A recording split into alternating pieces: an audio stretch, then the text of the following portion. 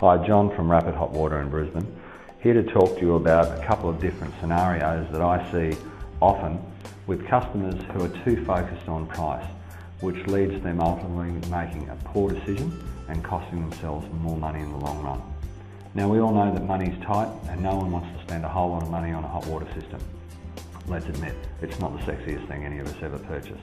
But let's have a look at why people are costing themselves a whole lot of money. I had an elderly gentleman the other day. He rang me, had a Saxon hot water system that needed replacing, and he wanted the cheapest price.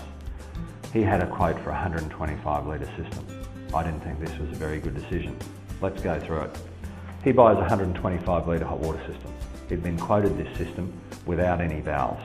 So he was going to either pay more for the system or he wasn't going to get a correct install. So he buys the 125 litre system for around about $1,000. It has no valves. It lasts 4 years. He comes out, he calls the manufacturer, they come out and say, "Sorry sir, this is not under warranty, it hasn't been installed correctly." The new rules have kicked in. He's no longer allowed to install an electric hot water system. He has to spend between $3,000 and $5,000 on a gas, solar or heat pump hot water system.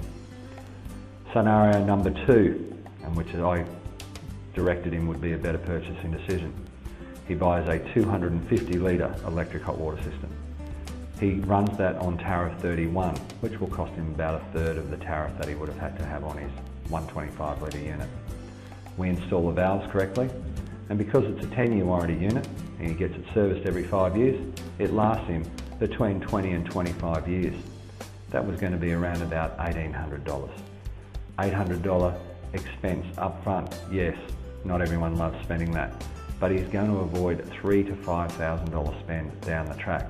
Plus add in the cost of the original $1,000, he could be up to $6,000 out of pocket.